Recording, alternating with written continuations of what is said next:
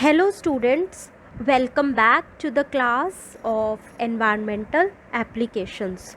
As we have completed our open discussion part and activities, let's now continue our chapter, that is types of ecosystem, in which we have already covered about the forest ecosystem and its types.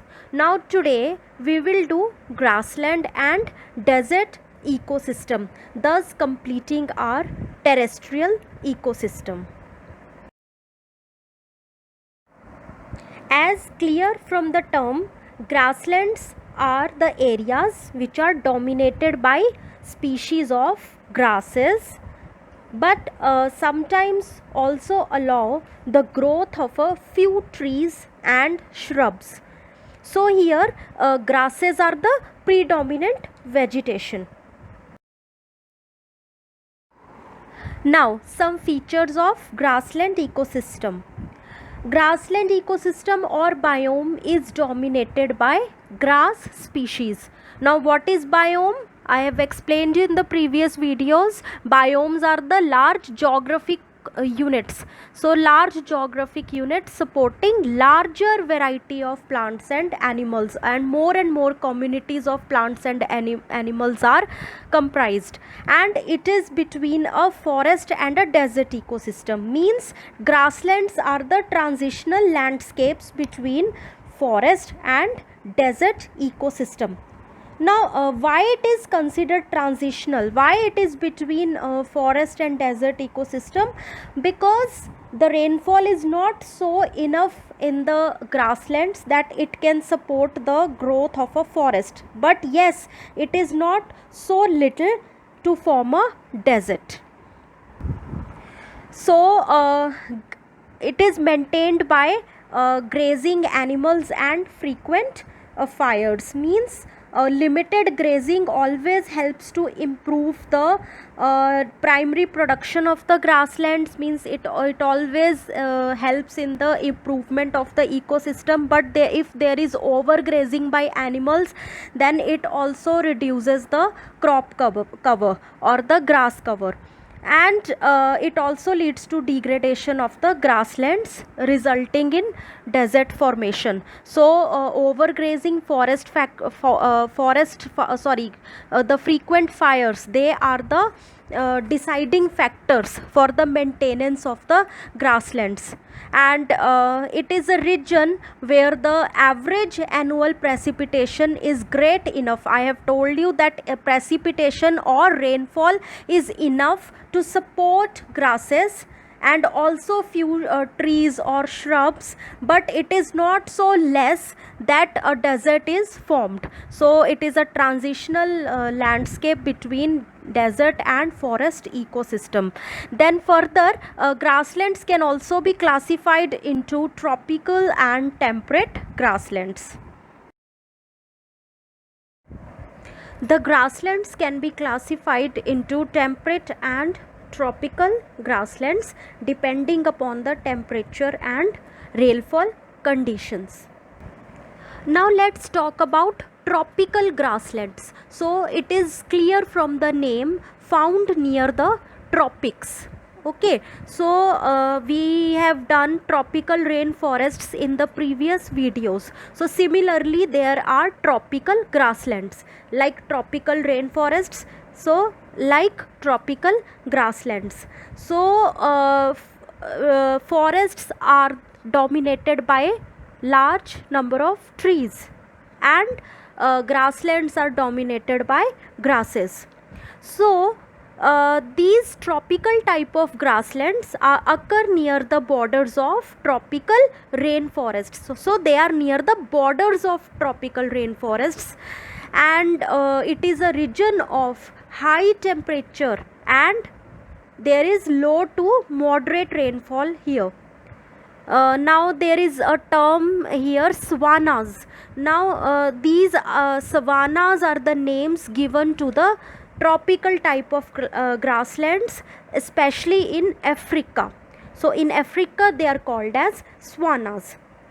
Tropical grasslands are found in hot and tropical regions that receive heavy rainfall. So at least the rainfall is from 100 to 150 centimeter throughout the year, and also there is a long dry season which is very much prone to the fires. So it can be natural or accidental or man-made. Now let's talk about temperate grasslands. They are found in flat, gentle sloped hills. Okay, so here the winters are very cold, but summers are hot and dry. Now temperature ranges between 5 to 25 degree, and rainfall is up to 75 centimeters. So here temperature is also less and rainfall is also less as compared to tropical. So in temperate grasslands the rainfall is from 25 to 75 centimeters. So whereas in tropical grasslands rainfall can be up to 150 centimeter. Now here there is a term prairies. So prairies are the names given to the temperate grasslands, especially in North America. Similarly, there is another term steppes, which is the name given to the temperate grasslands in Central Europe and Asia. Next, abiotic components. As we all know that in all ecosystems abiotic and biotic components interact with each other to form ecosystem. Abiotic means non-living part of the ecosystem and biotic living part. So abiotic and biotic will interact with each other. So abiotic components will include all inorganic and organic compounds in the soil, like important elements like carbon, hydrogen, nitrogen, oxygen, phosphorus, and carbon dioxides, nitrates, sulfates, etc. So these are all the basic nutrients required in the soil to maintain the growth of the plants.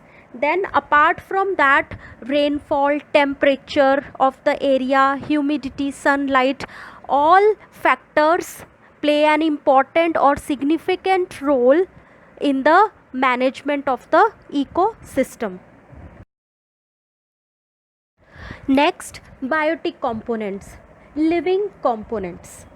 So the biotic component of a grassland ecosystem has representatives from three functional or metabolic groups, which can be categorized as producers, consumers, and decomposers. So producers are mainly the grasses. In the case of grassland ecosystem, the producers are mainly the grasses, and also few trees and shrubs which contribute to primary production of biomass. Then consumers are of three types: primary, secondary, and tertiary. Primary consumers are the herbivorous animals because they feed directly on grasses. So these are also called as grazing animals. Then the secondary consumers are the carnivorous animals because they feed on herbivorous animals. Then tertiary consumers feed on secondary consumers. Next we have decomposers. So the organisms which help in the decomposition of the dead organic matter. So these decomposers will break down the dead organic matter and convert to humus, which enrich the soil with the nutrients. So the higher the temperature and humidity, higher is the decomposition. Next, let's look up at few more examples of producers and consumers. So we have done that grasses are the predominant vegetation and they are the producers, and they will form the first trophic level in any food chain related to grassland ecosystem. Then primary consumers or the herbivorous animals comprises deer, bison, antelopes. So, and even the burrowing animals like squirrels, rabbit, and they will form the second trophic level. Next, secondary consumers like lion, leopards, tigers. So they will be at the third trophic level, and depending upon the food chain. And we know that secondary consumers depend upon primary consumers for their nutrition. Next, we have tertiary or top consumers. So tertiary consumers are mainly the tiger or lion, which are at the fourth trophic level depending upon the food chain, and they depend upon flesh of other animals for their nutrition. Now here in the picture we can see the prairie dogs. So these prairie dogs are the burrowing mammals, which are mainly herbivores or the primary consumers. So they mainly reside in grassland type of ecosystems. Next, desert ecosystem. Now these ecosystems occur in regions where the rainfall is less than 25 centimeter per year, and as a result very little diversity of species is there. The atmosphere is also very dry, and the organic matter is very less, because there is not enough water to support a large or diverse plant community or variety of plants. We know that enough rainfall is very much necessary for the organic matter to form in the soil, and this organic matter is very important for the plant growth. But in deserts, organic matter is very less.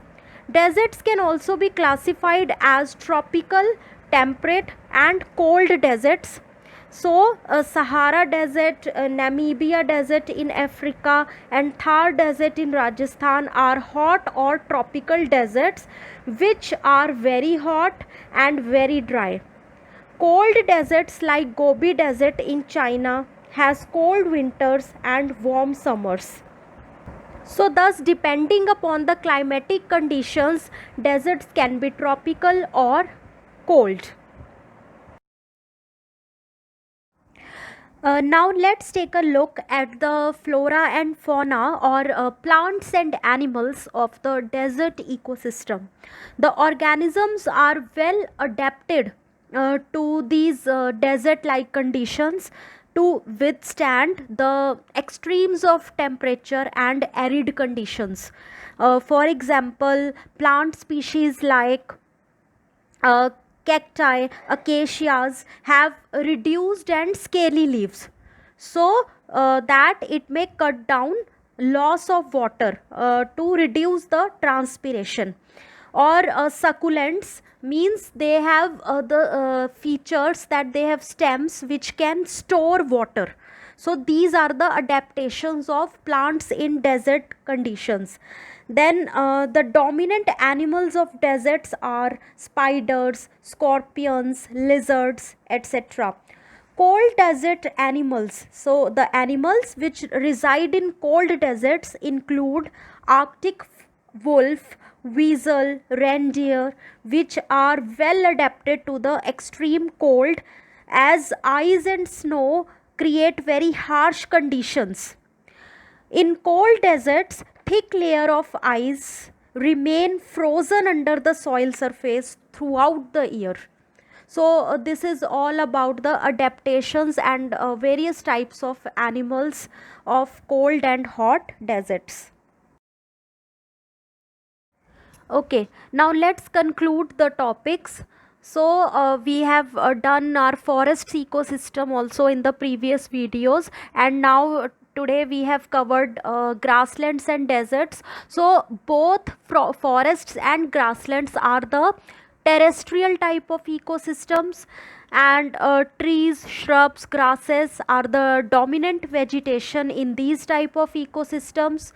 The annual rainfall ranges between 25 to 75 centimeter, and the rainfall is usually seasonal in grassland type of ecosystems.